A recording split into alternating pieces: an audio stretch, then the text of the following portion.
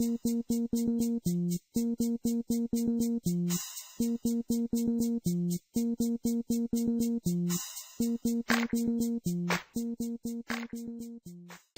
I'm Jeff Tockman from Tockman Consulting. Check out my website, tockmanconsulting.com, for an explanation of all the work that I do to help my clients with networking and referrals. In the seminar today, we're going to be talking about referrals specifically. We're going to go through a 5-step process that people can go through in order to understand what are their values and goals, their strengths and weaknesses, and put together an action plan. And then finally, an 8-step process that you can use to ask for referrals. Enjoy the class. Hi, welcome. How are you? We're on film here today, so very exciting to be a very participatory audience, I hope. I'm Jeff Tockman. Let me give you a little agenda for what we're going to cover today. First, if you haven't already, grab your cell phone, put it on silent if you don't mind, or shut it off entirely. And what we're going to cover today, basically, I'll give you a 3-part outline. In the first section, which will be real quick, I want to talk a little bit about myself and who I am, so that you know who I am and what I do and all that kind of stuff. We'll go through that quick because I think most of you heard that last time, I think, except for Gladys. Hi. Gladys is new. And then the next section is we're going to talk about the tool that's in front of you on your desk. The second page is an activity and results tracker. And we'll actually start to look at some of those different numbers. So go into a little bit more detail than we did last time. We kind of went over the concept last time, but we'll get into some of those numbers and share with each other. And then finally, the meat of the meat and potatoes for this particular session is referrals. And on the third page of the handout that you have in front of you, you see that there's an 8 or 9-step process that we're going to follow in referrals. And the idea is sort of like we had last time with networking, is we're going to provide a tool that we can use, some steps to a process that you can get comfortable with and familiar with. And then by using the tool, as opposed to winging it, you're going to do a little bit better. You'll be a little bit more productive with referrals. Any questions on the agenda for the meeting here today, or what we're going to accomplish, something that you want to raise right away? And that could be anybody, including you, Ben. Anything you want to make sure we touch on? Any questions that you had lingering perhaps from the last session or anything, please don't hesitate to raise those. All right, so let's get started. First, a little bit about me. I'm Jeff Tockman. Hi, how are you? Good, thank you. And I'm born and raised in New York, in Long Island. Dad's an attorney, my brother's an attorney, my mom's a psychotherapist. So I guess in a way, the whole family's a bunch of counselors. I was, I guess, born and bred to be a counselor in some way. So I have my law degree, I have my business degree. So that part of the credentials sort of proves a little bit about who I am as a person. I'm a person that really values learning and teaching. So I think I was probably in junior high school when I knew that I wanted to get a JD and an MBA. I just decided right there, even before I knew what I wanted to do in college. And then in my career, I ended up working in sales, sales management, and sales training. And the sales management, sales training things that I did in my career, I'm 41 years old now, those two things that I did, I really enjoyed. And so when I moved to Florida, I started my own company called Tockman Consulting, just doing the things that I liked and appreciated the most, the things that I was good at. So now I have Tockman Consulting, my company. I would, of course, love for all of you to continue coming to these sessions. And also, we're going to talk about referrals that you can provide to these sessions. If you're finding some value from these, what I'm going to ask you to do at the end is provide a testimonial that we can use in some of the marketing materials. So let's take a preview to that right now so you know what it is I'll be asking for at the end. If you could just flip to the 4th page of your handout. One of the things that's one of my goals, and I know one of Ben's goals as well from these sessions, is of course primarily for the people who come to get a lot out of it, for them to learn something, but they have to of course implement those things. They have to be putting these things into practice for you to get results. It's not just about something on a resume that you went to a class and learned something, but actually getting it implemented. And then the second thing that Ben and I both agree we want to do is get more better people in the room. So we've got a small crowd here. We want to have more the next time. So we'll hopefully by looking at this and thinking what is it that you got out of the class, thinking about what you want from it, we can also start to think about the other agents that might benefit from it. So we'll actually implement one of these referral theories right at the end of the class by having you all write a recommendation that you think is appropriate. You're going to tell the truth about what you believe and tailor it towards one of the other agents that's not in the room right now. Any questions about that feedback form at the end? You guys all know the questions on there. It's basically, what are you looking for from some of the upcoming sessions? And then one little quote that you can give that tells about your experience here. So at the end of the session, I'll be asking you to fill that out and then just drop it on the table on your way out. Section number 2 is, as I promised, a description of the way that I work with my clients and a 5-step process that I go through. So if you look on your sheets, it's actually right on the front page. Can someone do my little brief advertisement for me? Can someone read that first paragraph? Who's got a good speaking voice aside from myself? I'll do it. You'll do it? Vlad's going to do it. All right, from behind the camera. If you're eager to use networking and referrals more effectively to grow your business, I can help you. I hold recruiting consultant meetings with my clients through phone calls or face-to-face training and help my clients get better results from their professional networking and referral relationships. Fees are typically $250 or $400 for 2 or 4 one-hour consultations per month. Let's talk to determine if and how I might help your business grow. Thank you, Vlad. All right. Nice job. You're hired for advertising. Nice job. So that just basically outlines what I'll do. I want to spend, obviously, the vast majority of the session giving you the education. One of the things I'm going to do right now is go through a 5-step process that I follow with my clients. Of course, you're going to know how I work with people. But more importantly, this is something that I think that you can and should do. We went over this briefly last time, and we're going to get into a couple more of the details. As you can see on the sheet in front of you, it outlines 5 steps: values, goals, SWOT analysis, action plan, and then implement, track, and review. So let's make this a little bit more interactive. How about in the back row? Can you tell me, what do we mean by values here? Why am I talking about that with my clients? Let me just read what it says here first. Sure. Oh, values are important. You want to know what the client is expecting, what we can help them with. I don't know what else. Absolutely. You want to get to know who that person is. Right. So if you're going to hire me as your consultant, and I'm going to give you advice about how to use networking and referrals, why would I want to know about who you are as a person? Yeah, well, you would want to make sure that I'm going to refer the right people. I don't know. Somebody else tell me. If I was going to be your consultant, and I'm about to start embarking on giving you some advice about how you can use networking and referrals to grow, why would I want to know about who you are as a person? Ooh, it can help you get a better advice. You get better advice the more I know about who you are. That's right. What's another reason? Why would I want to know if I was your consultant, you were hiring me to give you advice about networking and referrals, why would I want to know about who you are? I can give you better advice. Why else? Know where you stand, what are you expecting? Yeah, to know your perceptions, your expectations. I can do a better job delivering the more I know about that. What's another reason? How about for you? Echo what you just said. Okay. All right, so these are reasons why I'm going to want to know this about my clients. So when I have a consultation with a client, I ask them about who they are, what motivates them, what matters to them. But there's a second reason, and that is as I'm working with a client, and this is the part that you can do on your own. As I'm working with a client to give them coaching and strategy about how they can go out into the world and get referrals, one of the major things they're going to need to do is convey to people who they are, what matters to them. Because if you think about it, people aren't really going to give you referrals unless they know about who you are. It's very hard for them to remember to give you referrals if they don't even remember your name or anything about you. So you want to try to build that relationship. So back to step 1 on the sheet. I want to understand my clients' values for 2 reasons. Number 1, if I know them better, I can give them better advice, just like Vlad said. Secondly, I want to work with them on how they articulate their values, not just for me to listen to, but so when they go out into the world, they can tell a story about who they are, what matters to them.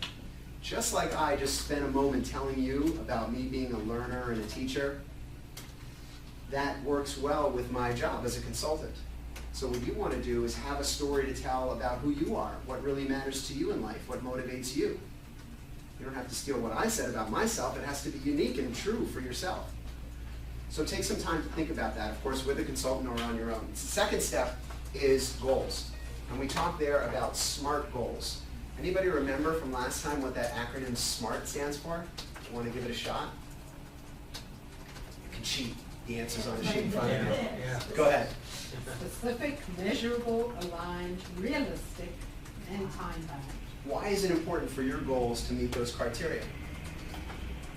Saves time. Saves time? Tell me what you mean by that. If I have one goal that doesn't meet those criteria and the second goal that does meet those criteria, why does it save time for the second one? Well, say, somebody says something, they want something specific, and then, realistically, they cannot have what they want specifically, because you know a little bit more of their background or, financial or whatever, so. Very good. As a consultant, I can help my clients better if I know their goals. And as you are a business person and have your own goals, and you go out into the world and tell people about yourself, that's number one, and about your goals, then they can help you. If I say, for example, we spend an hour long talking about who I am as a human being, and then I tell you my goal is to change the world, are you ready to start helping me? Who can start helping me right now? No one. Why can't you start helping me? I don't know what your goal is. Because it's not specific, measurable, aligned, realistic, and time-bound. If I give you something that is those 5 criteria, it's much more likely you're going to be able to help me. So again, looking at this sheet of paper, the first 2 things, values and goals. Of course, I want to know my clients' values and goals. I want to know my clients, who they are and what their goals are so that I can help them. But the real reason why I go over this with my clients is because they need to be able to articulate these things out in public. What are you planning to say about your goals? If you don't have a plan, there's probably some room for improvement on what you're going to say. What are you planning to say about who you are as a person? If you don't have a plan, there's probably some room for improvement on what you're going to say. So take out the pen, write down 5 things that are true about who you are, pick the one that you think you want to say the most. Take out a pen, write down 5 things that are goals, make them specific, measurable, aligned, realistic, and time-bound, and then pick the one that you think you should articulate when you're out there networking and getting referrals. Make a plan for what you're going to say about these things. The third step is the SWOT analysis. I'll go over with my clients what they're good at, where they could use some improvement, and if you're doing this inventory on your own, it's tough. It's tough to take out a pen and write down, honestly, what are your weaknesses. When you think about having to go out there and meet people for business, when you think about having to ask people for referrals and get names and follow up and reward people and build those relationships, where do you fall down? Where do you hit speed bumps? If you can write down those actual things, those real difficulties that you face, those weaknesses, then of course you have a better chance of addressing them. And that's where do they get addressed? Right in the next step. Number 4, the action plan. I work with my clients for them to create an action plan on how they're going to build their business through relationships. And the action plan is implemented, tracked, and reviewed. That's the 5th step, right on the next sheet. So let's take a quick look at that, and let's get the pens out and start to fill in these columns. Today is Monday, so we're going to go with last week. And if you go to the sheet, on the left-hand column, it says last week. The middle one says this week. The right one says next week. So let's just work on last week, and let's take them one at a time. When we say networking opportunities, what do we mean by that? Give me an example of a networking opportunity. Any person you meet anywhere. Okay, very good. Speak to them about themselves, talk about yourself. Okay. Give me an example of where and when that might happen. Supermarket. Supermarket. So if you went to the supermarket and you created a networking opportunity for yourself, because just going to the supermarket isn't cutting it, but you approached people, started talking to them, then that might count as 1. That's barely qualified. Supermarket works. I know you can meet people, but we're barely qualified. Give me another example of something that might be a clear, purposeful networking opportunity for you. Party. A party. Friends party. Tell me what kind of party. A dinner party, a birthday party, any kind of party. Very good. 10 million people there. You just More people, more opportunities to mix and mingle, to get to meet people, to exchange information, and to determine how to follow up. So a party. What's another example of a networking opportunity? Grocery store, a party. Where else? Clubs you belong to? Organizations and clubs you belong to. You can call those people. There's an opportunity to network with people that are in part of your organization. But to meet them for the first time is probably about going to an event. When's the last, give me an example of an organization that you had that had an event on. We meet every Wednesday, Veterans Association of Broward County. Veterans Association. And do you ever have guests come to that? Absolutely, Pretty much every week there'd be a guest? absolutely. So every week there's an opportunity to meet someone. So I know Vlad had at least one networking opportunity last week. What he's saying is true. What are the other networking opportunities? I'll give you a few. If you're part of a leads group, like a BNI group, that's one. Or you go to a charity event, that's another. A personal friends kind of party, like a wedding or a bar mitzvah or something like that. Kids party, PTA meeting.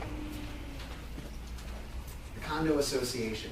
Give me a couple of others. What are some other opportunities to meet people? The gym. At the gym. Where else? The club. Someone plays golf. I forgot which one. golf You? club, tennis. Golf, playing tennis. What else? Where could you meet people?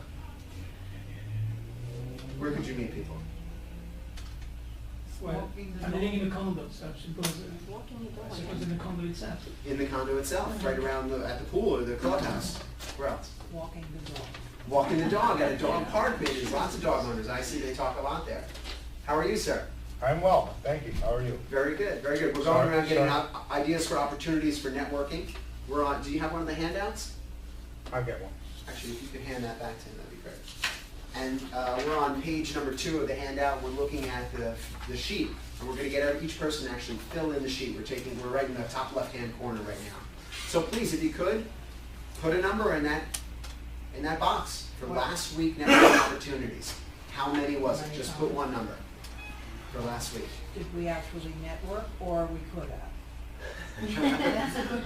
We'll be generous today, and we'll start with could have. Just give a good count, real quick estimate. It's one number. Let's be done real fast. Grab, put a number in there. Dale, you done? What's your number? 3. 3? Can you tell us what they were? Bat mitzvah over the weekend. Uh-huh. A lot of my networking was with other real estate agents. Where was the opportunity? Where was the physical I met situation? some agents I knew over the weekend at the grocery store. Okay. And Bat mitzvah at the grocery store, and the third one? third one was, no, actually there were 2 situations where I met people at Okay. 2 different times. Okay, So gotcha. that's, So 2 different networking opportunities for the week. And how about for you? Me again? Yeah, of course. What's your number? Actually, I had a really good one. I had 2. One was at the gym, and the second one was yesterday. My mother had a cake for me for passing.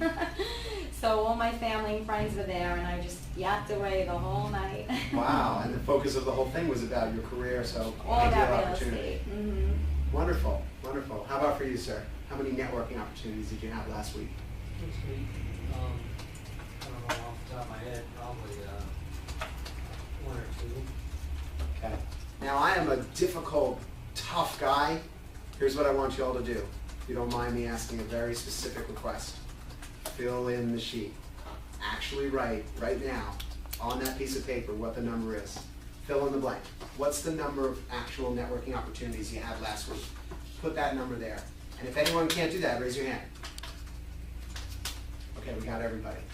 Vlad, we got you? You got a pen? Okay, you're good. All right, so the next one, and by the way, any questions you have about what this means, please ask. The next one is, you can see asking, the next 3. We divide asking referrals, because it's so important, into 3 different categories of asking. We're going to ask clients, we're going to ask prospects, and we're going to ask others. Clients and prospects most people get. What would be an other? Give me an example. A friend, a close friend. They're not going to buy a house from you. They're not a client already. Right. Can you ask them for referrals? Sure. So we got to make a note here, divide it into those 3 categories to help remind us. So a friend. Give me another one that could be an other. Who's an other for you? Not a prospect. They're not a client. Yet you can ask them for referrals. Yes? What about a dentist you don't Someone that works for you, basically. Your dentist, your doctor, your mailman. Those people work for you. So a vendor, a supplier, Relative. a relative. I get Not you. all relatives are friends. Yet we could still ask them for referrals. Not all friends are relatives, right? Mhm. Okay. Aggregates. I'm sorry? Aggregates.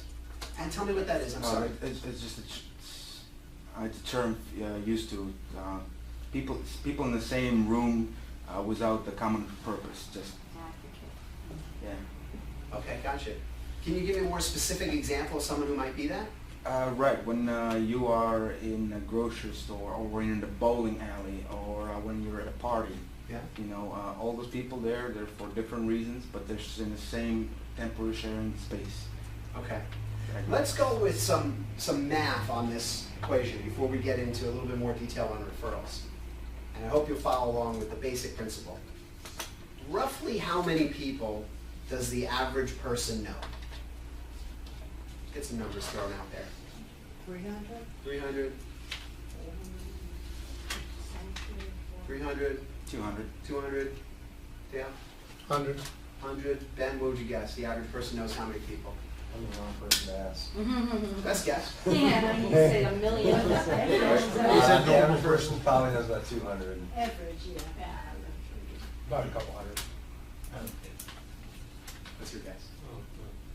300 or 400. I think we're in the ballpark. We're in the ballpark, maybe about 250. I've read some papers, articles on that.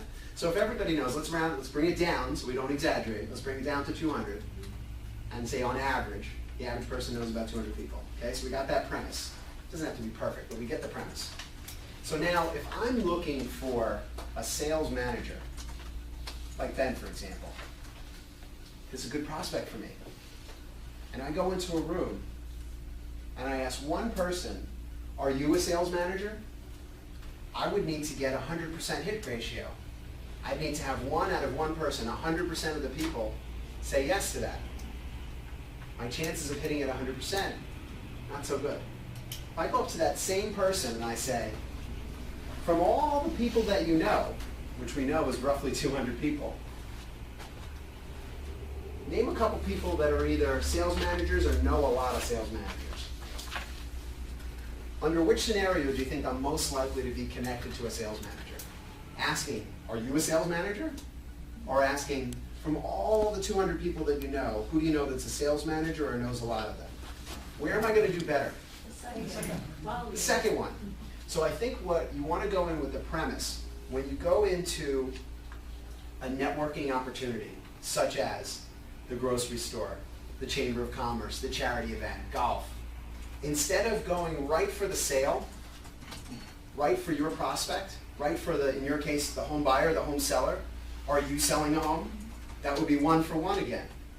Instead, go with, from all the people that you know, who are the ones that most interested in buying or selling a home? So if I go to him and try to get one or two names, and I go to her and I just try to get her or no, not her, that's it, I have much better odds with going for the referral. That's why I think a lot of people need to change their methodology when networking. A lot of people tend to go out networking when all they're really doing is out selling to people that they're meeting. Do you want my product? Do you want my product? Do you want my product? And that's not really networking. Networking is a little bit more about getting to know them, letting them get to know you, and who can you refer each other to. Helping each other out by making connections. That's a huge part of networking. So think about that premise, and then get back to the sheet here. Thinking about and writing down now, this is where you're going to grab your pen and write down in row number 2, 3, and 4, how many clients did you ask for referrals last week? How many prospects did you ask? And how many others did you ask? So please just look up at me and wave when you've gotten the first 4, networking opportunities, and then ask, when you've gotten all 4 written in. Let me know when your sheet's filled out. Vlad, you're all filled out, all 4? All 4? I didn't lost any. Write 0 then. Write 0. If it's 0, write 0. And just use your best guess. All 4? How you doing?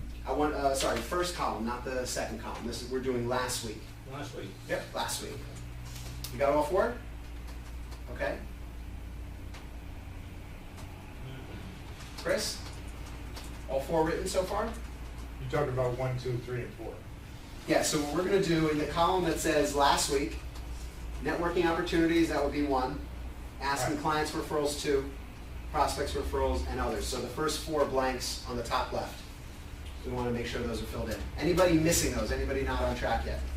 All right, so Vlad, tell us your numbers for networking opportunities, asking clients, asking prospects, asking others.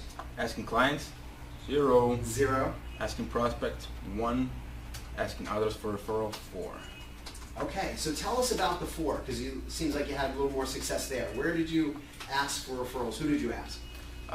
My classmates in college, my fellow veterans, and people at my lodge, and just generally people that I meet everywhere. I put them all as one. Okay, got you. Now, when you said asking others for referrals last week 4 times, do you remember the specific 4 people that you asked and how it went? Yeah, I actually spoke to groups. I very seldomly speak to one individual person.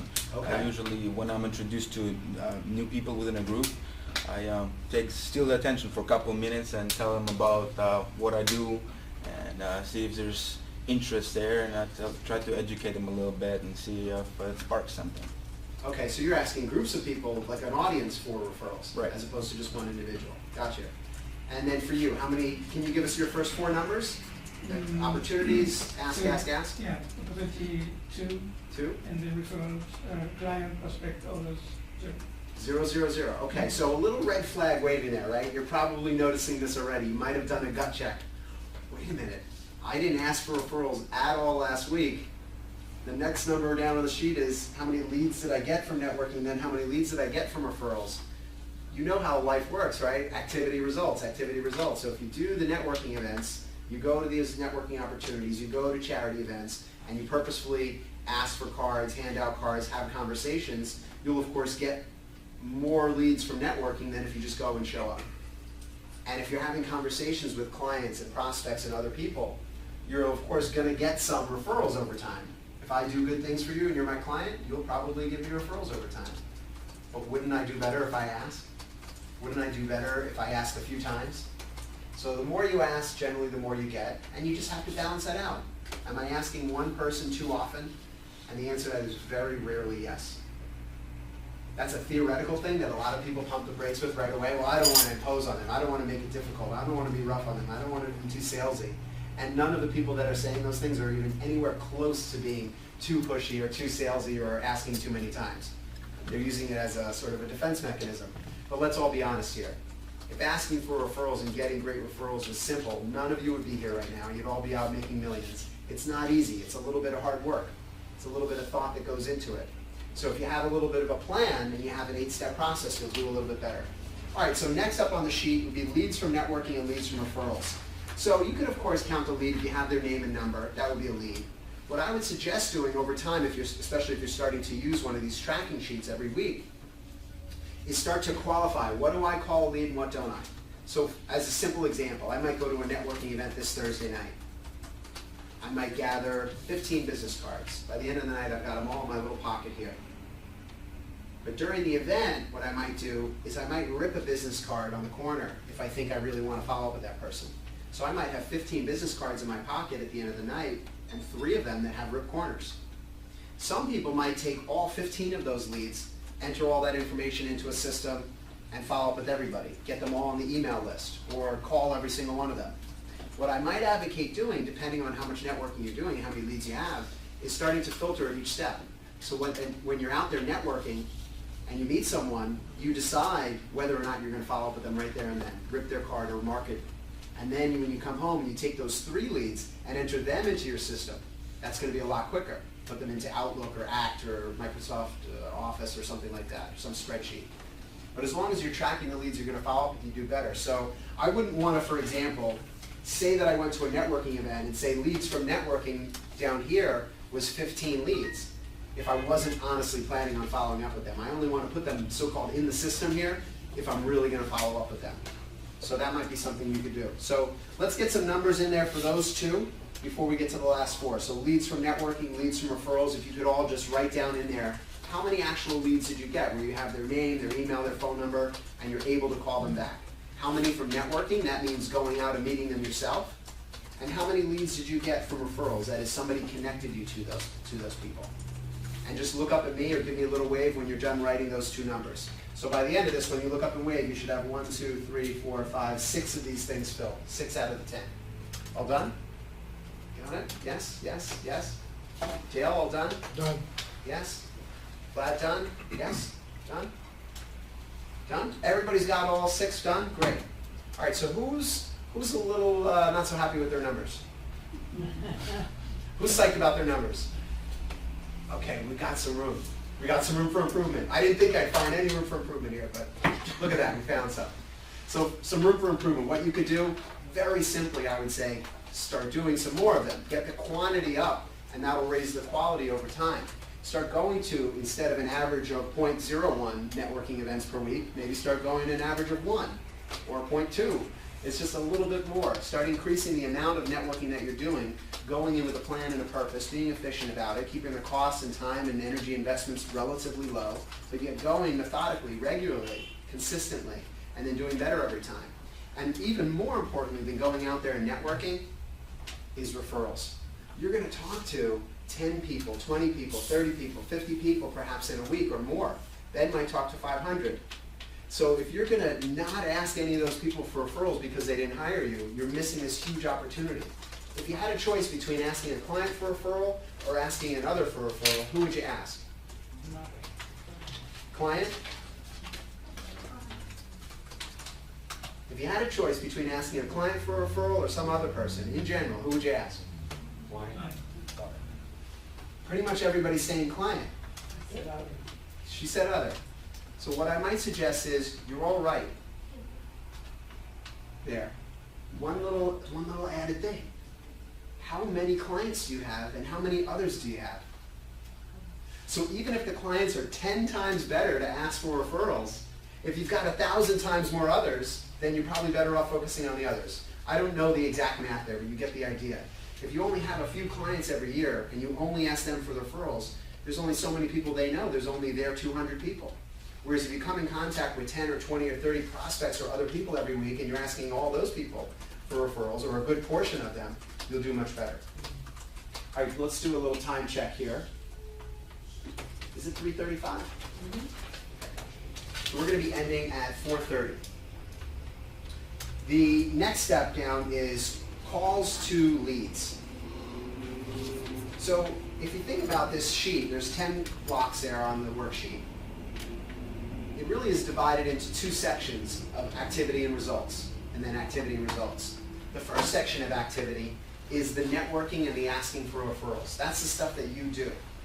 So I suggest when you're making a goal for yourself, an action plan about what you're going to do this given week, a lot of people will put a goal for themselves in terms of results. They'll say, I want to get 1 sale or make X number of dollars. What I might suggest, a little bit better plan for yourself, is to make a goal for your actions and see how the results turn out. So for example, for this week and for next week, it might be more important for you to put numbers in number 1, 2, 3, and 4 than it is to put numbers in number 5 and 6. It's more important for you to set your action plan than it is for you to determine already what your results are. You can put goals for how many leads you're going to get, but the important thing, the thing that you control, is your activity. So let's do that right now for this week. Networking opportunities, asking clients for referrals, asking prospects for referrals, and asking others for referrals. Let's put numbers in that middle column for what it is that you're planning to do this week. Now we only got 4 more days, 5 if you work this Saturday. How many times are you going to present yourself with networking opportunities this week? How many times are you going to ask clients for referrals? How many times are you going to ask prospects for referrals this week? And how many times are you going to ask other people? And go ahead and write those numbers in right now. This is a little bit of goal planning for yourself right now.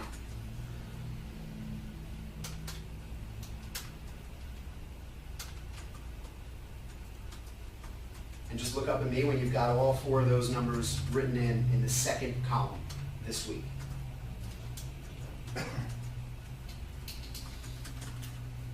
So with your goal, just a reminder of that SMART acronym again. You might not want to put 10 million times that you're going to ask for referrals because that wouldn't be realistic. We've got the time-bound piece already, the SMART, the T, the time-bound. You might want to take a moment and pause and think about, is this aligned with who I am as a person? Am I the kind of person that thinks that I should be, and is it right for me? Is it in line with my values to go for referrals? You want to do a little gut check there for yourself, because if you don't take time to check it, you might end up doing something that's not in line with who you are. Of course, by putting a number, we're doing something specific. So who can share your goals with me? I'll call on somebody, of course, but who can volunteer your goals for next week? Vlad, go ahead. Networking opportunities. I'm gonna have 6 networking opportunities. This week. Was it 3 to 6? 4. 4 last week, this past week, and then 6 this coming week. Wow. That's 50% improvement.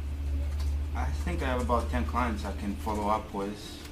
And so from 0 to 10, or was it, what was the number 0. last week? Zero clients last week that you asked, and you get 10 this time.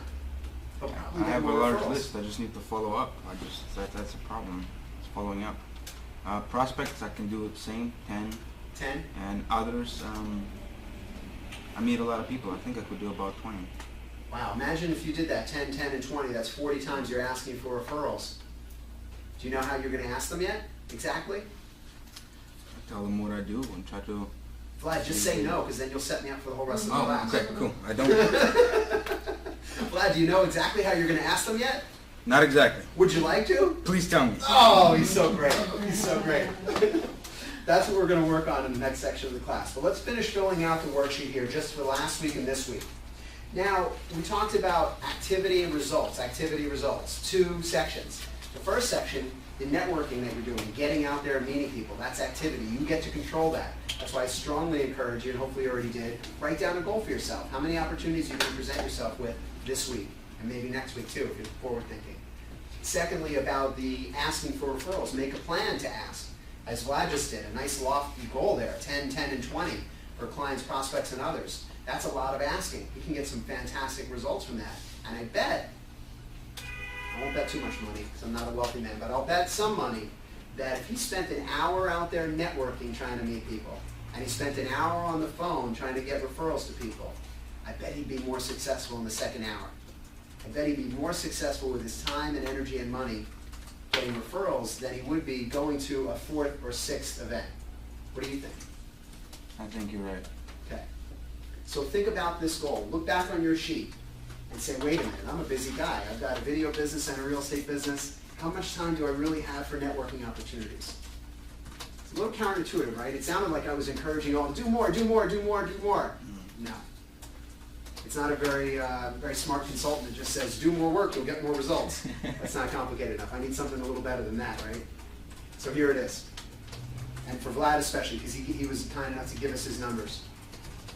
If you're thinking about changing the amount of time that you network from 4 to 6, and then increasing the number of times that you're asking for referrals from roughly 15 to 40, you're going to run out of time real fast. So be careful with your time. Make a plan that you really can execute. And this is about that realistic thing with the numbers. Is this plan realistic? I don't know. I don't know how much time you'll spend in each one of those events. It just raises a little flag for me to raise with you. You might want to consider implementing a lot more activity this week on referrals. Keep the networking where it is. Keep it at 4 where you were, or maybe even go down to 3. Free up yourself some more time this week to get on the phone and ask your clients, prospects, and other people for referrals. Those are obligations that I have to go to those 6. You've got to go to those. Okay, gotcha. So he's got 6 things he has to go to. When you have a choice for planning your activities in the future, consider planning out a little bit more activity, time, and energy on referrals as opposed to going out and meeting fresh new people. What most people don't have a problem with is, how many business cards do you have back at your desk?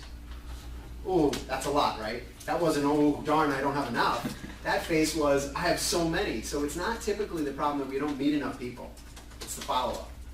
It's calling them and asking them, can you do business, and who, if not, who do you know, kind of questions. Getting to the next person. So do a little bit more of that. Now in the next section, we see also activity and results. So you see the activity tracker sheet, you see calls, sales meeting set, sales meeting seen, and then new clients acquired. So the reason why we're tracking this out in some detail can be helpful. You don't need to track this level of detail. You can just track how many times you're calling them or just how many clients you got. But the reason why we separate it out into these 4 steps is so that you understand how well your sales process is working.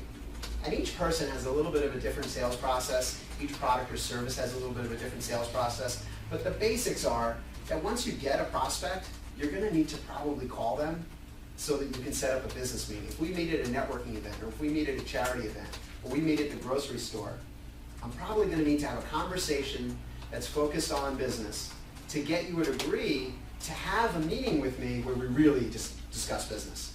It's usually one step and then the sales meeting, so to speak, where that person makes a decision about hiring you or working with you or going to see property with you. They might not sign on the dotted line, but they decide to work with you. So that call that you're making in order to set up that meeting is a really important call. The number of calls that you make each week to set up those kinds of meetings is a huge determining factor for how successful you'll be. The more calls, the better you'll do. So one number that we're going to do, just like we did above, we want to track the activity, things that we get to control. Like we can't control the way it answers the phone, but we can control how many times we dial it. So that's exactly what we're doing in number 7 here. Calls to leads. That's actual times that you're dialing the phone. Now, if you get a voicemail or an answering machine, or you talk to somebody, or you talk to the secretary or the admin assistant, that's still a call. So you want to track your calls. And then from there, how many actual people agreed to have a meeting with you? So you would need to have a conversation with them. Tell them what you want to meet about. Hey, I'd like to meet with you to determine if I can be your real estate agent or not. Can we meet next Tuesday? And if they say yes, that's a set. A set is an agreement, not the actual meeting. The actual meeting would be next Tuesday, and if she shows up to that meeting, now we've got a scene. So first I have to call her, because I found her from networking or I found her from a referral. Then I have to have that conversation and ask her to set. She agrees. Then I track her in that one, sales meeting set. Yes, she decided to set with me. And then if I actually see that meeting this week, then I would track that in the second to last one, sales meeting seen. And then of course from those number of sales meetings seen, I want to convert a few of those people into clients, a good percentage. So what is a healthy conversion ratio in your industry? If you saw 100 sales meetings, how many people would you get to actually do business with you where you make some revenue? 50% would be nice. 50? 100 sales meetings are set, and 100 sales meetings are seen. You actually sit down and have the full discussion over what you can offer and your terms and conditions and what they're looking for. How many of those 100 would turn into clients for you? You said 50? Best guess? 20? 10? 10? 10? I said 75, depending on Let's kicking butt here. I wish that was the case. Chris, No idea. best guess. It's not 100, it's not 0. 20, 25. 20? 30. Ben, you're the big closer. Out of 100 sales meetings, how many would you get to? How many you successfully close? Yeah, would you actually get some revenue from? 100 sales meetings. At least close 85% of them. Yeah, right. I like this guy. I like him. All right, aggressive. So, how are you going to know whether you need to improve your sales meetings or not? By keeping it true. Keeping track.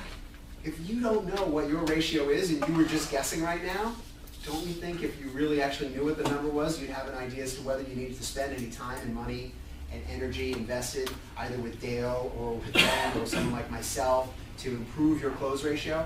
If you don't know what your close ratio is, how do you know whether or not to improve it? You might have a gut feeling, but those gut feelings, I'll tell you, because working with a lot of salespeople over time, those gut feelings tend to come from individual situations. That one person that told you, oh, I don't like you, go away.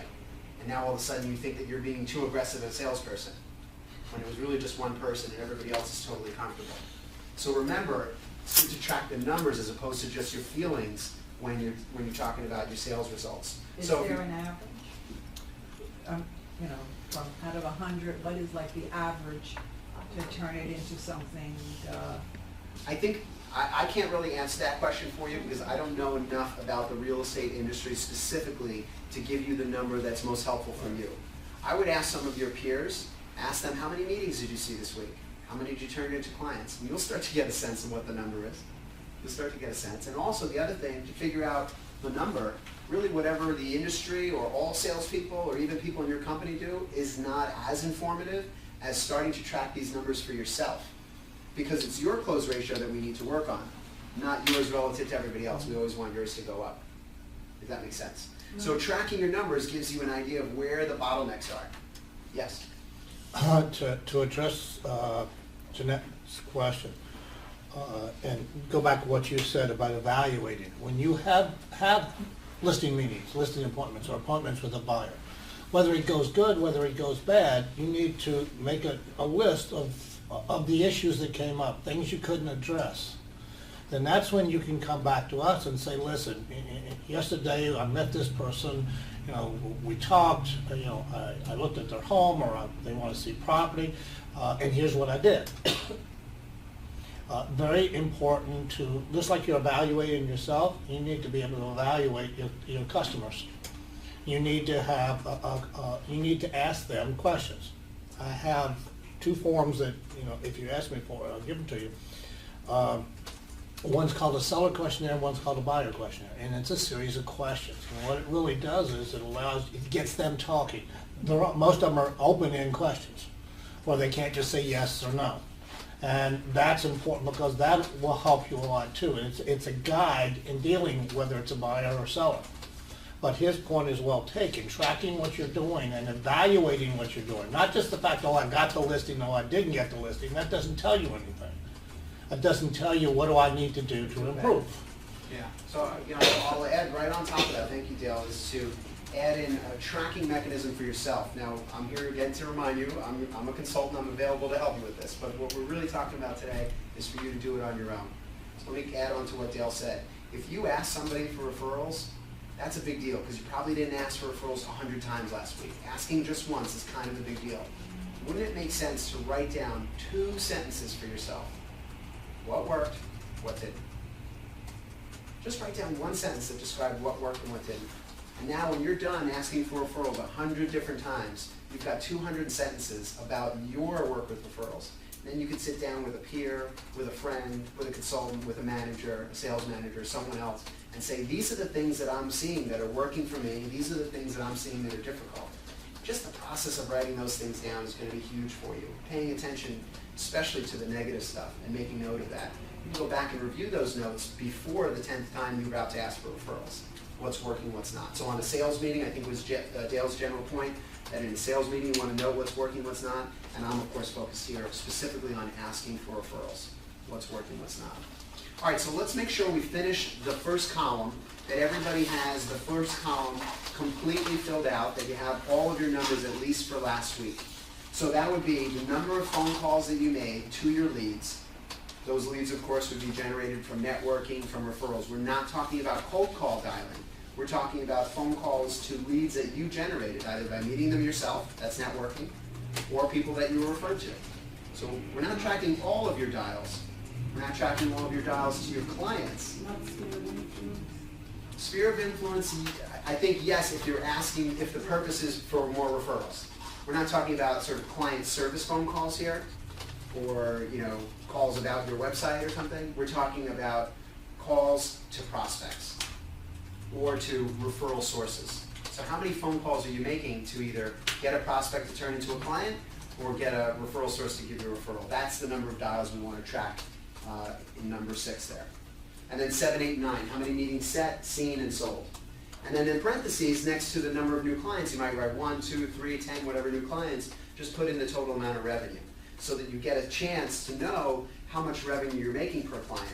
With this numbers already calculated out, we can do some pretty amazing math. So someone might want to figure out, for example, what's it going to take for me to make $100,000 next year? If you've been filling out this sheet correctly with your actual numbers for, say, a few months, we can just do some reverse math and say, okay, here's the revenue you're getting, and it's taking you X number of networking events and X number of referral questions in order to get there. So just do some math and figure out how much you need to do in order to get to the result you want.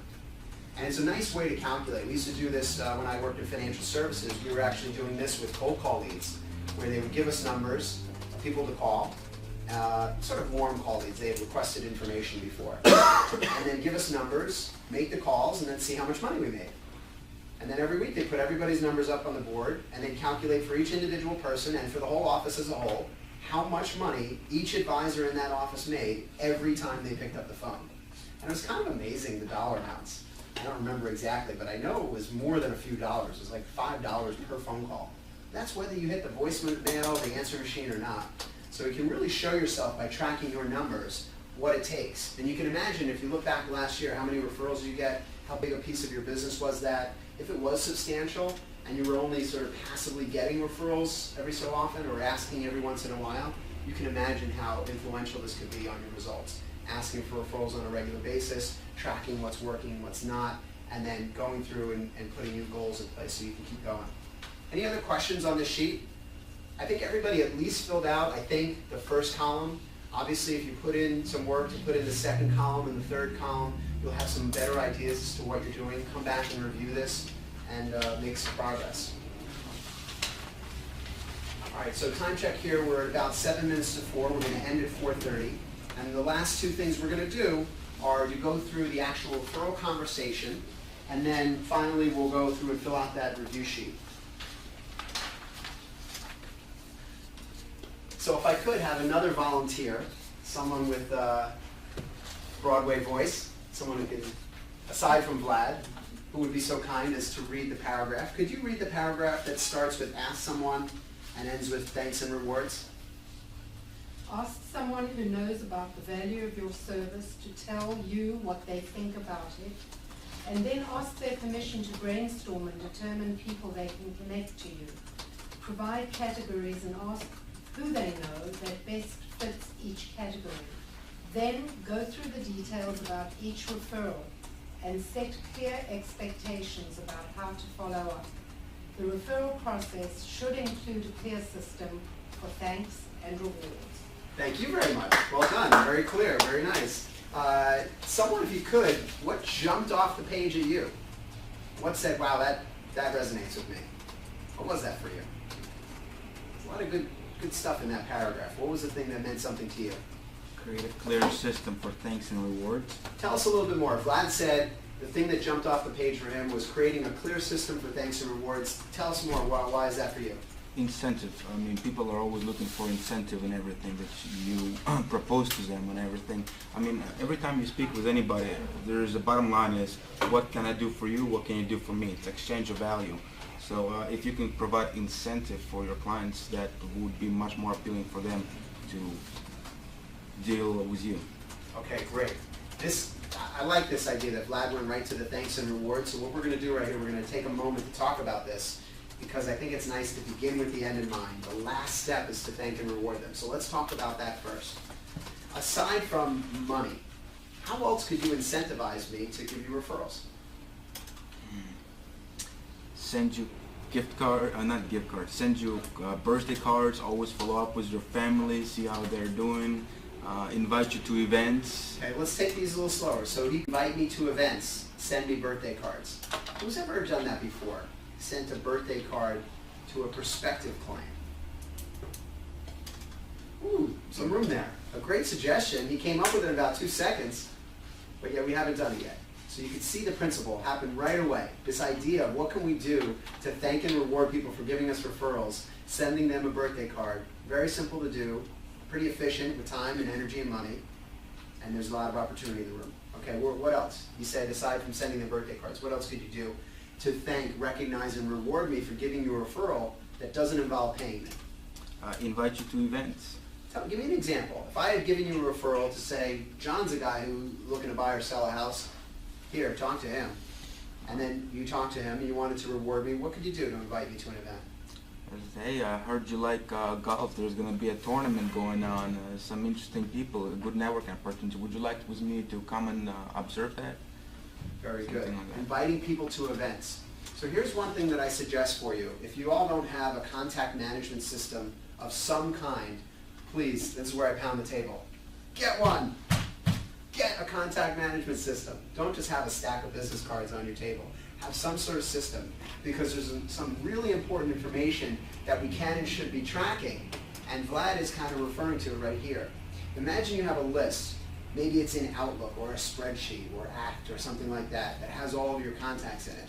One of the ways that we want to rank and sort these contacts, put them into groups, is determining what type of referral source are they. So you might have a spreadsheet. You can imagine first name, last name, email, phone number. And then you have another column that says prospect rank.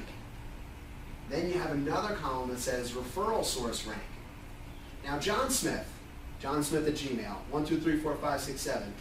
As a prospect, he's ranked on a scale of 1 to 10 as a 6. So that might help us determine how many birthday cards and holiday cards do we send him? How many events do we invite him to? How many times per month do we call him? Because we're trying to do business with him as a 6 out of 10. However, John Smith, as a referral source, John knows a ton of people. He really loves us. He's always talking about us. He's gotten us referrals before. And he told us that he's planning to give us more referrals in the future. So on a scale of 1 to 10, he might be an 8 or a 9. That indication for you, that grouping, that tracking of John is going to be important because it'll help you leverage your time. When you sit down for an hour and say, okay, Jeff said I'm supposed to get some referrals, so let's go, who are you going to call? If all of your leads, all the people that you know, everyone that you have their name and email phone number, all those people are in categories A, B, C, and D as referral sources. Just that simple, A, B, C, and D. And of course, you call your A's first. If you call them and they say, you know what, I'm not really a referral source for you anymore, I don't want to do this. Well, they're not an A anymore. And then the next time you sit down to make your calls, you're not going to call that person because they're not an A. So it's a system that keeps working as long as you keep updating it. The point that I wanted to bring in, what Vlad had said, is in that contact, not only are you going to rank them as an A or B or a C or D as a referral source, but you also want to take some notes on important things. So for example, Vlad said, this person gave a great referral. I want to recognize them and reward them. How do I do that? I might invite them to events. So how are you going to know what events to invite them to? I think you want to go back to that system, that organization. Be strategic about it. In wherever you are organizing your leads, you've got them in this ABCD group, but you also want to take some notes about this particular contact. So let's say John Smith had given me these referrals. I might want to have in John Smith's contact, likes to play golf, likes to go to the beach, single guy looking for a girlfriend, Latin American origin, or whatever sort of cultural things that this person is into. At the beginning of the meeting, I asked most of you what kind of groups and associations you're a part of. I learned a lot about you by knowing that stuff. And that was just one quick question for each of you. So when you have your, not only prospects organized, but also your referral sources organized, you'll realize that your referral sources are more valuable than your prospects, even than clients. Let's see if we can all answer this question. And it's not every time, but most times. What would you rather have? The goose that laid the golden egg, or the golden egg? Goose. Goose. Goose. Egg, he's an egger, all right. Goose or the egg? Depends how many eggs a goose lays. Yeah, right. Well, it depends. I said most times. You don't get to know that. What would you rather have? The goose that lays the golden eggs or the golden egg? It's a pretty easy one. What would Yes, you? the goose with the golden eggs. The goose. I don't think about the bird and hen. That's the other expression. So you got to weigh it out. Which would you rather have? The goose or the egg? When we start the sure thing, I'd rather have the egg. Okay, he's an egger. The goose that laid the golden eggs or the egg? One egg. Which would you rather have, Vlad? I'd have the goose. Rather have the goose. Dale? Both. You can't get both. Not in this question. One or the other. Which would you rather? Goose. The goose. I think most people are saying the goose. So when we think about Ben, I'm in a cage to put them both in. Not allowed to have You both. can't have both. Shall just take the cage. You can't have cake too. Thinking about breeding. so we get the concept, referrals. These referral sources are the geese. So have a way to track and organize who are your geese that lay your golden eggs. If you just know them as a nice person and they happen to have given you some great golden eggs in the past, but you're not tracking that information, you're not thanking and rewarding them, you don't really know how to thank and reward them because you don't know whether they play golf or what their interests are, then you've got some room for improvement. I would say start out with a nice goal for yourself. How many good referral sources do you think you need for 2013? Is it 0? Is it 1 million? 25. 25 good referral sources. Maybe it's 10, maybe it's 50, but it's some reasonable number. And all you need to do right now is go to your contact list and say, how many do I have right now? How many good referral sources do I have that I would rank as an A, B, C, or D referral source? And then with those A's, have a game plan, have an action plan to follow up with them, reward them, thank them, take them out to lunch more regularly. And then you'll get some better results. Let's go to the tool.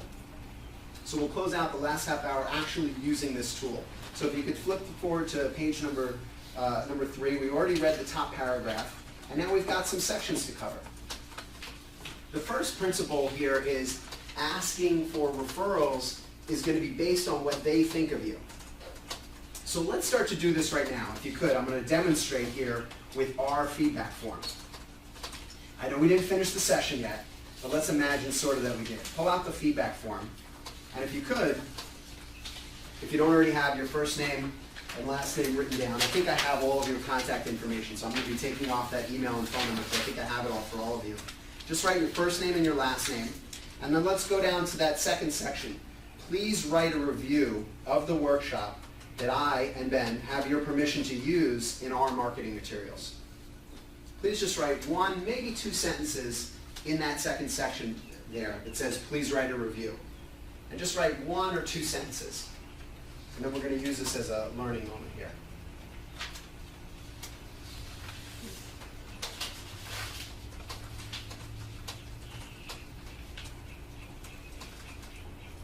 I don't think I quite understood the question. Let me repeat. So first of all, just make sure we're all in the same place. We're at the feedback form. The first section is name, email, phone number. The second section is what topics you want. We're going to skip down to that next section that says, please write a review. What I want you to do is write one or two sentences that if another real estate agent from this company that's not in the room right now, if they read it, that they would be incentivized to come to show up to the next class.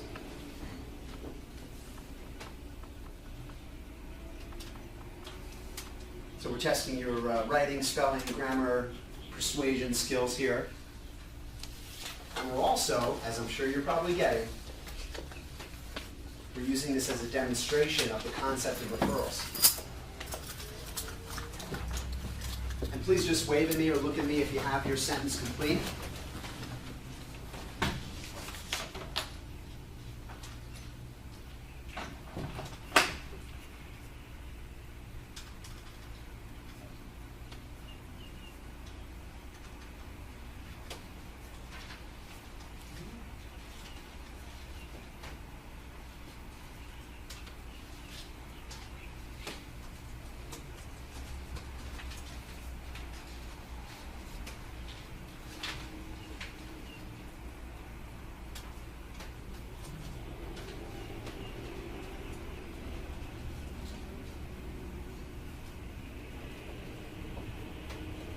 Got one? Got one? No, not I'm yet? still writing. Okay. Keep If I those say pens yes, you'll flying. pick on me. Again, what you're going to do is you're going to write something that if you were an agent who wasn't in the room today, that you would read this and say, you know, I should go to the next class. Got one? Go ahead. Being able to talk and what questions to ask any person you meet to get referrals. Very good. All right, so let me pair you off right now. Vlad, if you could go slide over with Ben there, the two of you in that row, the two of you right here, the two of you, and the two of you. Got it? Got your pairings? Two of you? And Vlad, if you could slide over to Ben. Now, what I want you to do is just take turns, one turn and then the next. And basically, Vlad, if you could start with Ben and you here and you there, etc. Tell them the statement that you made, and then get their reaction to it. As you, the person reacting, pretend like you're a person who hasn't been in the class, and this is what you're hearing. So just share what you've written with your partner. Nothing.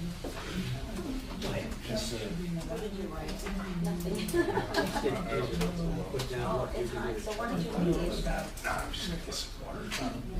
So what do you think is? Can you share with Vlad since you lost your partner? I'm good. I'm good. I want you to help, please.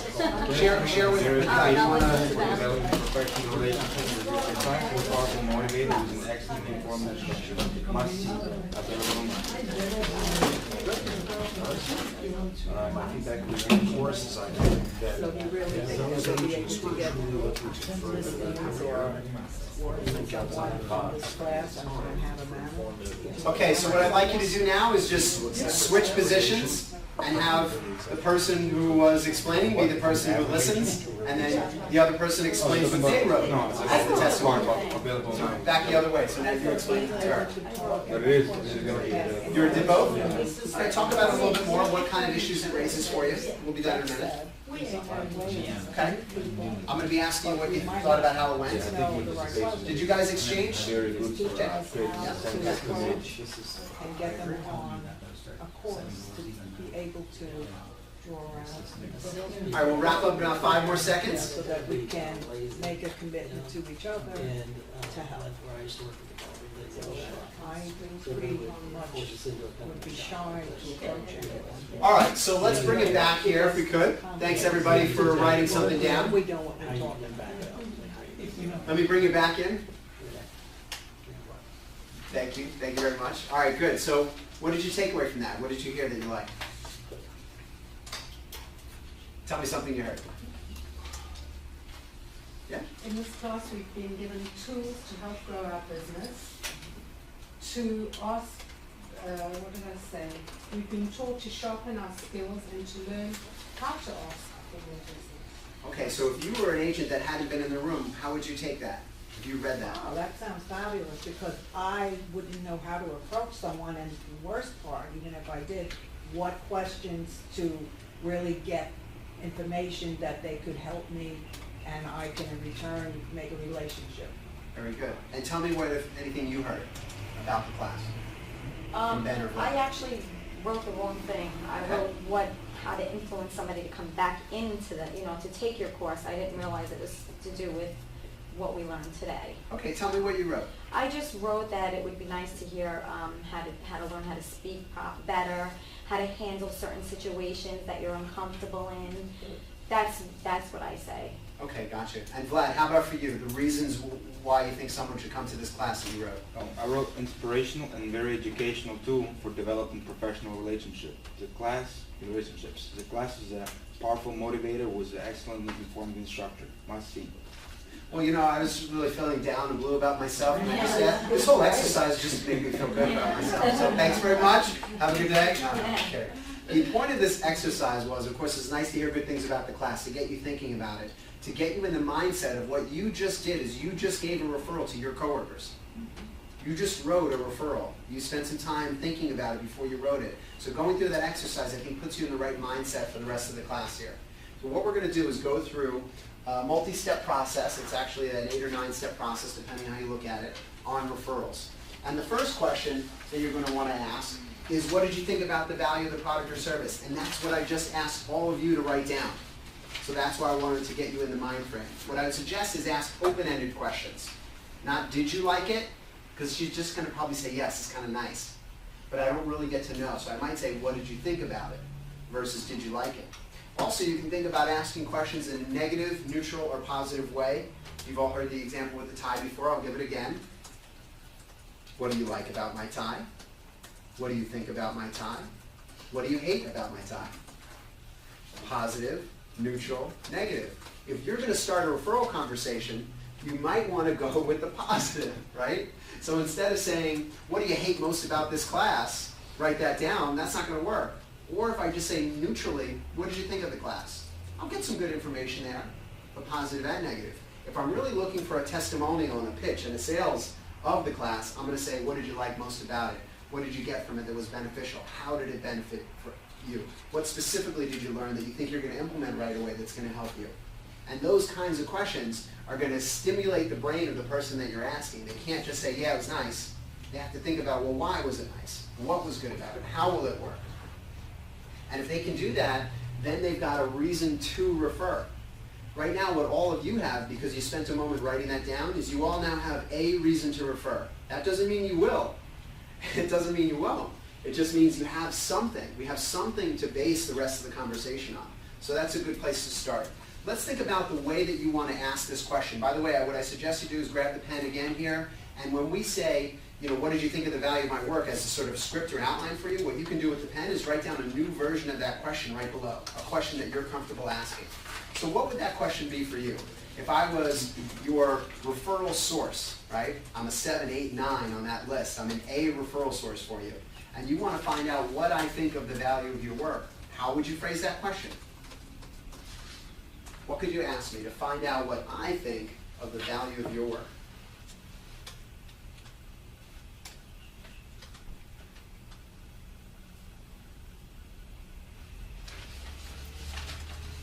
Imagine I was your prospect, your client, your other. I'm somebody that you know, and you want to find out what I think is so great about your work. How would you find out? The secret is this magical 3-letter word. It's A, and it ends with the letter K. So how are you going to find out what I think about your work? Ask. Okay, so now that we figured that out, how are you going to ask? Somebody phrase the question for me. How much Vlad? How much do you know about real estate and what I do? How much do you know? I would put that neutral, right?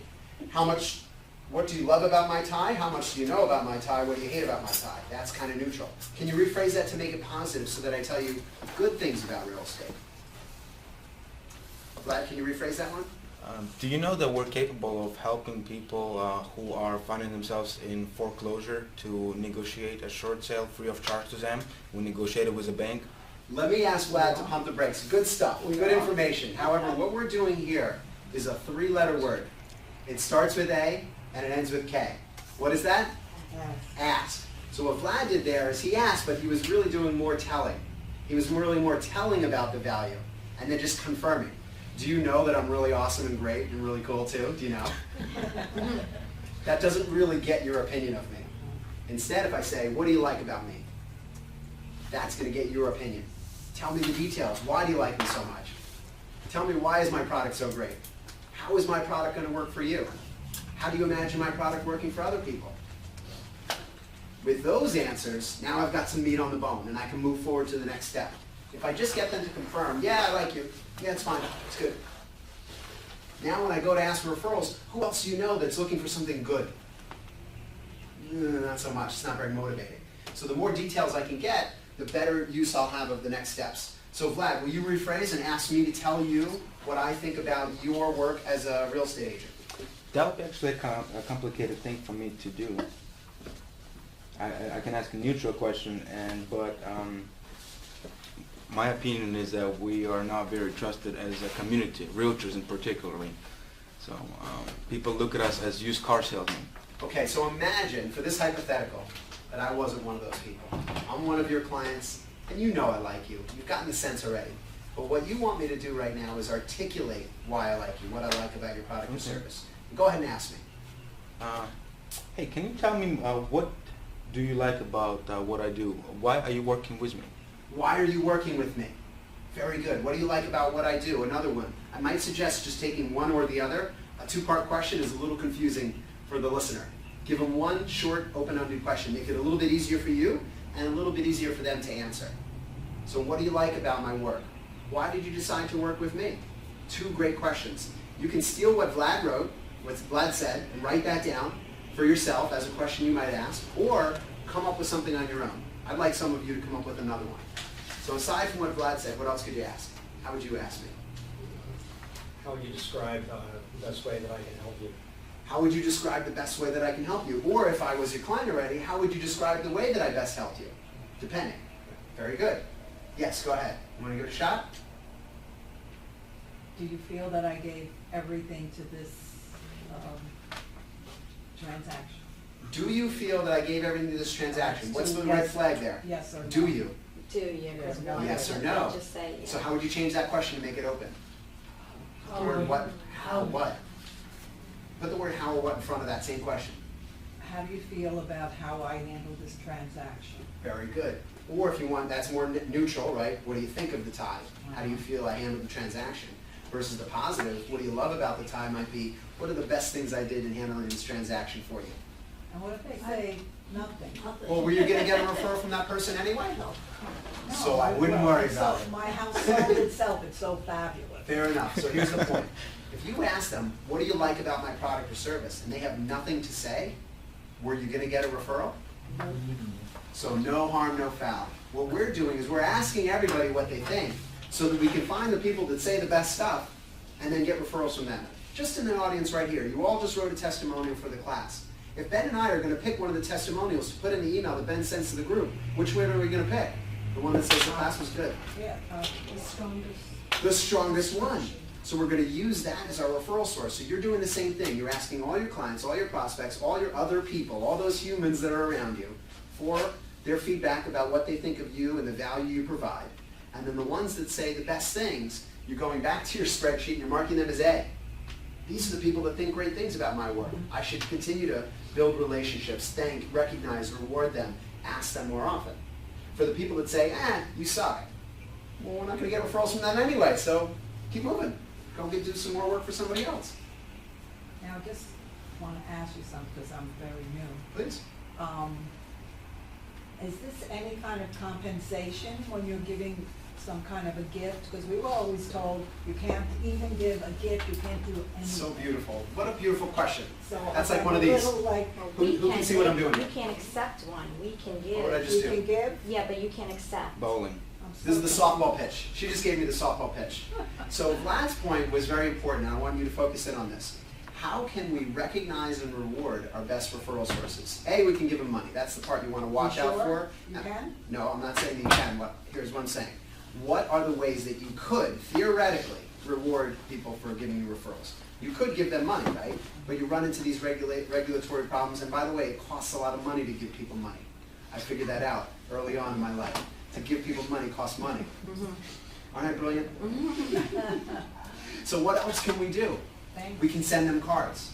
We can take them out to lunch. There's probably not a lot of rules capping the amount of money that you can spend taking people to lunch. And if they can bring their friends as a reward for you giving me a referral to him, I take both of you to lunch. Say thanks both for coming to lunch with me. Thanks for you referring to him. Thanks for being my new client. What does that plant in his seed, the seed in his head about how he should behave with me in the future? What is this convincing him to do this lunch? He's going to try to get more. Try to give me more referrals. In other words, if you referred me to him and I take you both to lunch as a way to say thank you, welcome to the new client and thanks for the referral, it's already planted in his head that he's going to give me referrals. This is the way I do business. He's seen it. It's not just talk. He's seen it. He's been to the lunch. So recognizing, rewarding your clients on a regular basis is important. I don't know enough of the legal details. That's Dale and Ben's job to tell you about specifically what you can and can't do, but I know that you could probably have a system making sure to track what these people are interested in, tracking how they've reacted to thanks and recognition and rewards before. You send somebody a handwritten thank you card and they gush about it and say, wow, that was so wonderful, maybe do it again. If they don't even mention it or anything, maybe you need to find another way to reward them, but at least tracking with the specific people. Yes? How do you feel about giving each client a survey after you've done the job for them? Yes. And having them giving it back to you? Here's how I like to run my survey. Chris, what did you think the work I did? That's my survey. So right here, right in front of you, this referral process, question number 1 is that survey. Now, if you want to back off because you're shy and don't want to ask the question because you might get bad feedback about the tie, right? Like if I ask you what do you think of the tie, you might say you don't like it.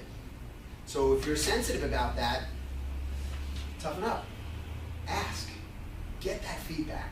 If you do one of these anonymous surveys, you'll get good feedback, but you won't ever know who the one that said the good feedback was. If you did an unanonymous survey, You give it to the person, the specific person? absolutely. Anonymous Focus on versus not style. anonymous.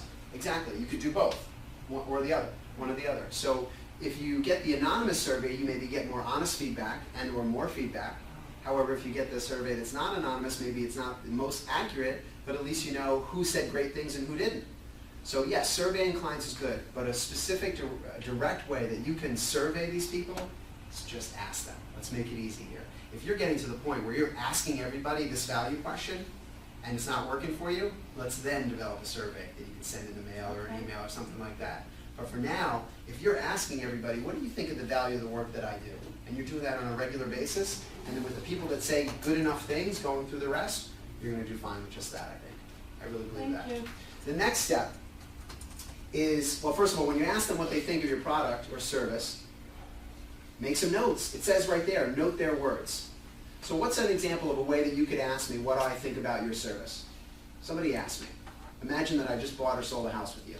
What could you ask me for feedback? Chris, you want to give it a shot?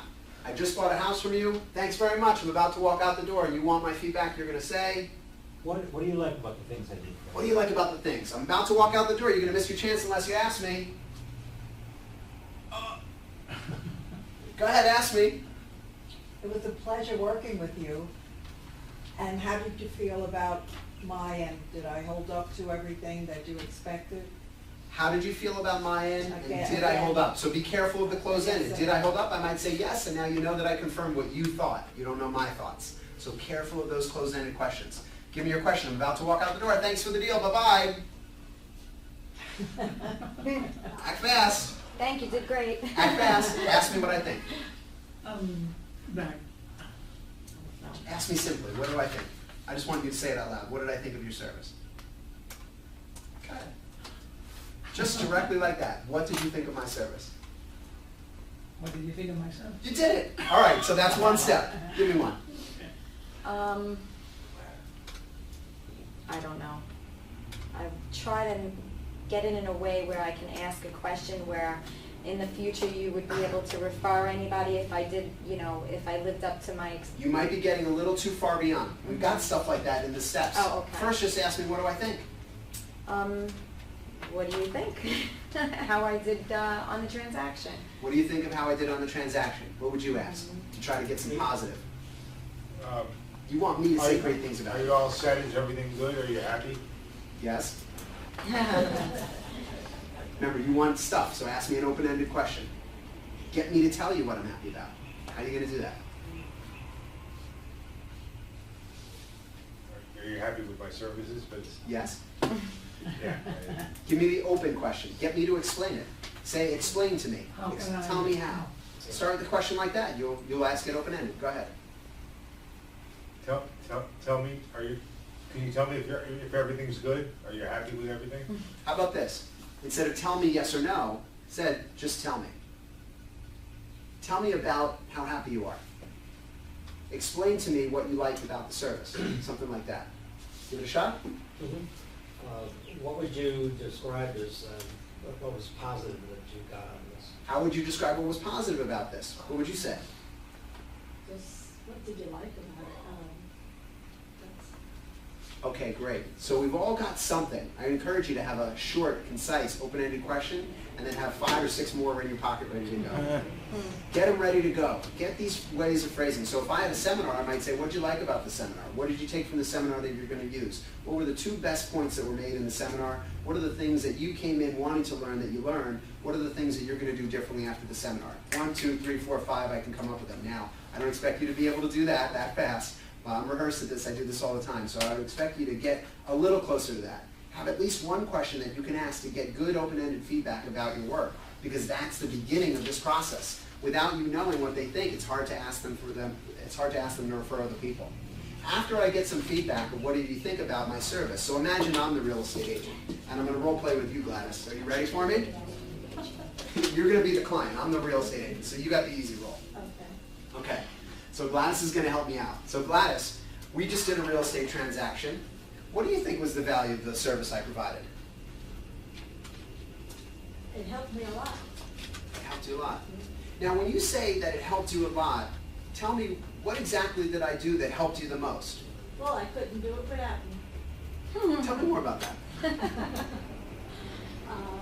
Because I was looking through the internet and I was lost. At least you were able to put things into categories and what I was, and really showed me, where to go and what I needed to do and how to do it. So I really showed you what you needed to do and how to do it. Before you were working with me, you felt a little bit lost. How did you feel after working with me? Oh, everything was in order. Everything was in order. All right, so step out of that role play for a second. So what did I just do? Specifically, what did I just do? Kept untangling it. Got more and more. More information. What was the technique that I used to get more from her? Follow-up? I didn't hear you, I'm sorry. You did a follow-up? A follow-up question where I used her words. So here's what happens. It's a little psychological trick, and here's the, back part of your brain where the subconscious is, I guess. So if I say, what did you think of my work? And she says it was good. I say, okay, I understand you thought it was good. What was good about it? So she said good, I said good. So a little part in her brain, not her conscious mind, but a little part of her subconscious mind goes, check, he's listening to me. Because I couldn't have said good if she, I couldn't have said good back to her if I wasn't listening. So then after the good, I asked a question, and what tends to happen, and what happened with Gladys, and I don't think she meant to do this, but it happened naturally. I asked you an open-ended question, you give me like a 1-word or 2-word answer. I ask a follow-up question with that word and I get a 4 or 5 word answer. I ask a follow-up question with that word and I get 2 or 3 sentences where I got this part about you feeling lost. Ooh. And then I asked you, so you felt lost, how did you feel afterwards? So now I've got this whole sort of emotional story from my prospective referral source about how she felt before, what it is that I did, how she felt afterwards. Do I have enough to get a referral? From this one question. Do I have enough information to get a referral from her? I think so, yes. I think everybody agrees I do. Now, could I get more? I could get her to tell, well, what were the specific steps that you liked? What was the first, when that first time that we met, what was the good thing there? And when we wrapped up the paperwork and everything was closed, what was the best part of that for you? I can get more and more and more, so it depends on the time and what she's saying and whether we have an hour lunch in front of us or she's about to run out the door. So the answer is little art, little science, but you can get more information. Then the last thing is go through the rest of these steps. Read through them. So I might say, Gladys, hey, I have something important to ask you. Look at that, she looked up. So all I'm doing in step number 2 is getting her attention, and number 2, setting a bar for myself. By saying I have something important to ask, then later on I can come back and say, well, Gladys, as I said, this is something important. So one of the reasons why I do number 2, which it says, I have something important to ask you, is so that I can say that I said it. Let me repeat that. It's a little bit of a tongue twister. One of the reasons I say number 2 out loud, I have something important to ask you, one of the reasons I do that is so that later on I can say that I said that. Because what's going to happen later on is if Gladys is a human, are you a human? Yes. She's probably going to give me some resistance to giving me all of her referrals. Most humans tend to do that. So when she gives me that resistance and says something like, I'll tell you what, Jeff, I'll get back to you, I'll let you know. Then I can say, well, as I said, Gladys, this is really important, so I want to follow up with you. When's the best time for me to call you? I want to grab the ball and have the ball in my court. I don't want to pass it to her and let her take the ball home. Because that's what people are going to try to do. Remember, if I ask you for your time, can I get 20 hours of your time this weekend? Oh, sure. Most people get a little uncomfortable. She said, oh, sure. But she laughed, so she was uncomfortable. If I say, can I have $1,000 right now? He's a little uncomfortable. He laughed again. And if I say, tell me the best, most professional people you know, the most affluent, influential people that you know in Boca, Deerfield, or Delray, and give me their phone numbers.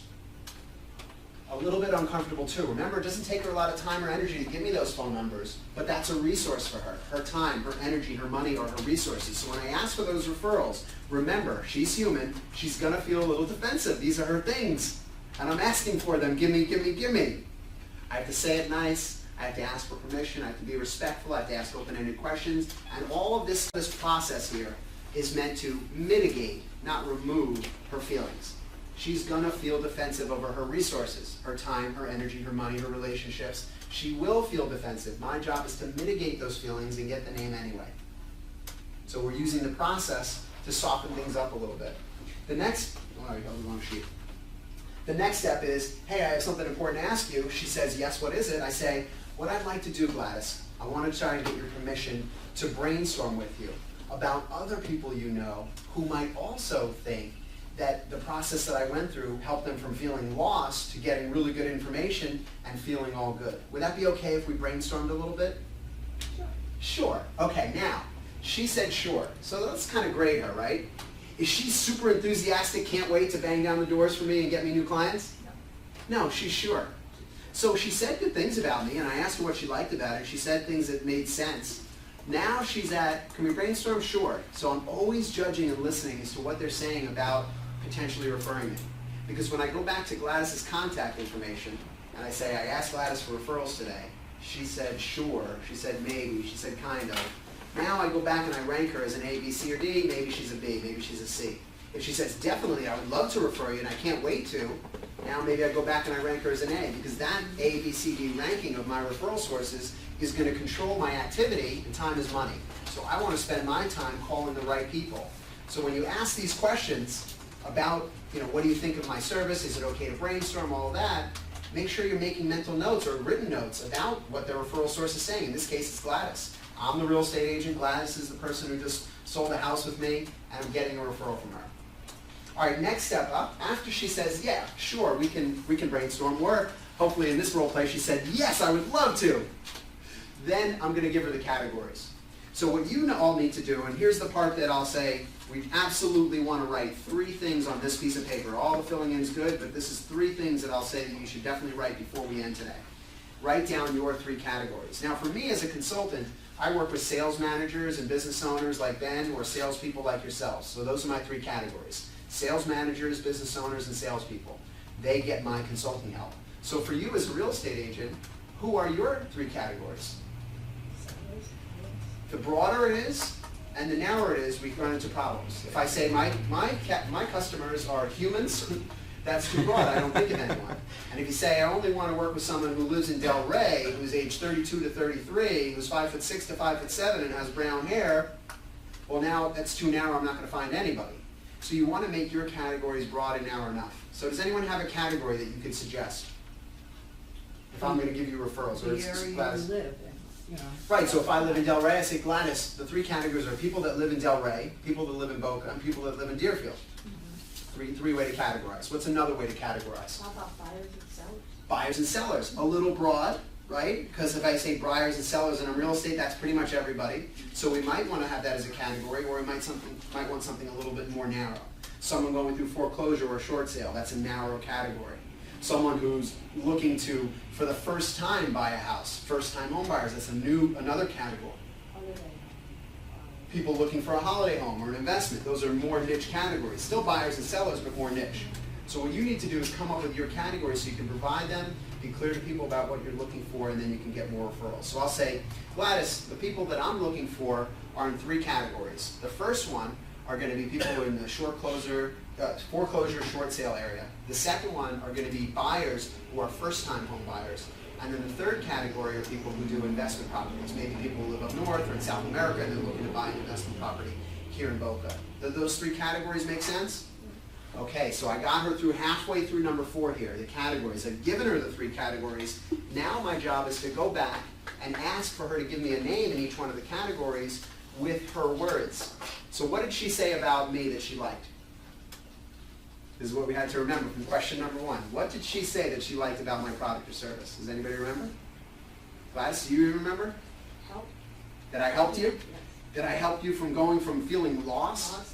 to feeling found? You didn't say found, but that's really the premise. Right. So people who are feeling lost, I think that was the emotional word, so I'll probably attach myself to that concept, that you were feeling lost. So I felt like I got something there. So then I might say, okay, Gladys, in the first category, people who are in either foreclosure or in a short sale situation, from all the people that you know that are involved in that situation, who are the 1 or 2 that you think would appreciate someone like myself who can have them going from feeling completely lost to feeling like they know what they're doing? Who's coming to mind for you? Well, but I would probably say a neighbor or something. Let's you know, role play, so give me a name if you can. Just John Smith. John Smith. All right, so let's step out of the role play there for a second. Now, 2 choices, art and science, for you to figure out. I can either go with that category, get more names, and get more names from the other categories, or dive deep on that name. So in this situation, for our limited time, and also we'll just pretend that there's limited time for Gladys, we'll go through the rest. But remember, you can go back to that category, ask for another name, and then go back to the second and third category and ask for names there. Just remember to use their keywords. And then once I get the name, I'm going to say, Gladys, what do you like about John Smith? He's a nice guy. A little harder in the role play, right? She doesn't really know John Smith, but we got he's a nice guy. Just say he's a friendly. Friendly guy, nice guy. That's going to make me feel better that I know something about John before I approach him. That's going to make Gladys feel better that I know something about John before I approach him. And it's going to make John feel better that I know something about him before I approach him, even though he won't know it. So this is all about feelings, that question. What do you like about John? The next question you can see there is, what are you likely to say to John about my product or service? This one's huge. Bless you. This one, if you've got a Hello Kitty sticker, just put it right there next to what are you likely to say about him or her, a gold star, circlet, or something. Because it's so powerful. Gladys, what are you likely to say to John about my service as a real estate agent? I'll tell him how much he helps me. What else will you tell him about that concept of being lost? What will you tell John about that? How much of a relief it was to, be able to get through this process. Now, if she told John that she felt really relieved, would that be motivating for John? Because it's emotional, right? She was feeling lost and then she felt so relieved. If she could say that about me to John, I'm in good shape. So number 6, what are you likely to say to John about me is really powerful. I also get to hear what Gladys says out loud. So if she says that I'm a specialist in Miami Beach, but I'm not, I need to fix that before she goes and tells John that. If she's about to say that I work, Sunday afternoons and I don't want you to go tell John wrong things, so I get to hear what you're saying. I also get you to rehearse. You think about going and performing on Broadway, you can either rehearse or not. Which would you rather do? You'd rather rehearse. And if you're in the audience, you want to see a rehearsed show or an unrehearsed show? Probably rehearsed. So for John, he wants her to rehearse. He doesn't know this, but he wants you to rehearse and then go to him. I want you to rehearse and then go to him. And you're going to do it better, you're more likely to do it. And then John's going to receive it better because it's rehearsed. The next step is, what do you think is the most comfortable way for you to recommend and introduce me to John, Gladys? What do you think that's going to be? I mean, you know John, I don't. What do you think will be the most comfortable way for you to recommend and introduce me to him? Well, the next time I see him,